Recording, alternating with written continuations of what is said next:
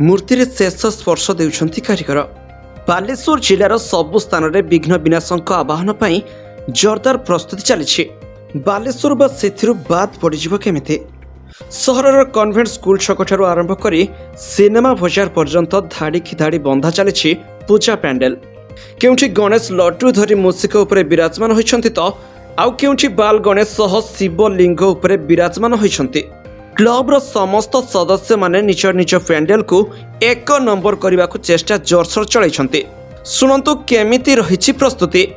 आज राति पहले काली सकाळे पूजा तो आम 2 मास हेलाणी चेष्टा करूँ कितने शीघ्र सारे पाग खराब टे लेट होगा ना एत बंद कम सरी जाता। वर्ष मुझे संबलपुरी डिजाइन नहीं जाइए सब वर्ष नुआ नुआ करे एथर मतार आसला कि ना संबलपुरी आम ओडिसी नेचर आमर 2 मास हेलाणी मूर्ति काम स्टार्ट हो जाइए। प्रति वर्ष परी आमे भी वर्ष भी नुआ किछि करिक देखिया पई आमे भी चलित वर्ष बालेश्वर सहर और उपकंठ अंचल में 150 रु अधिक मंडप रे पूजा पाइबे विघ्न विनाशक।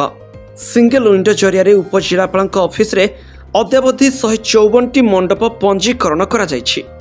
एथिमध्यरु टाउन थाना अंचल में 69टी, सहदेवखुंटा थाना अंचल में 39टी, सदर थाना अंचल में 7टी, शिल्पांचल थाना और चांदीपुर थाना अंचल 2टी मंडप पंजीकरण करा जायछि। तेबे गणेश पूजार हब पलटिथिबा बालेश्वर पानी टांकी छकठारु ललितेश्वरी काली मंदिर पर्यंत रास्तार पश्चिम पार्श्व हेउथिबा 35 रु ऊर्ध्व मंडपर पूजा उपरे समस्तंकर रहिछि नजर। जनगहली नियंत्रण पर जिला पुलिस पक्षरु व्यापक व्यवस्था मध्य करा जायछि। ट्रैफिक नियंत्रण एवं यानवाहन चलाचल पर एवर्ष जिला पुलिस स्वतंत्र रूट चार्ट मध्य जारी करिसंति। पुलिस प्रशासन पक्षरु एही सब अंचल गुडी को साइलेंस जोन भावे घोषणा करा जायछि। डाकबाजी को संपूर्ण भावे ब्यान करा जायथिबा बेले भसाणी शोभायात्रा को क्लब गुडिक अधिक गुरुत्व दैछन्ते। तेबे चलित वर्ष 3टी पर्यायर मेढ़ विसर्जन पर प्रशासन पक्षरु दिन धार्य होइछि।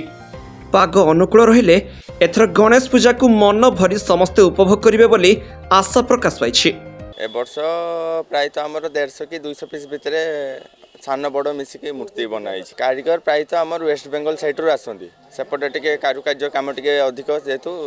पार्वण ऋतु आरंभ में प्रभु गजानन पूजा शांति श्रृंखला रे शेष हेले चलित वर्षर समस्त पूजा शुभंकर हेबो बोली आयोजक और प्रशासन मत दैछन्ति। बालेश्वर कैमरा पर्सन प्रकाश प्रधान सहित Sanjeet Ghosh report live news.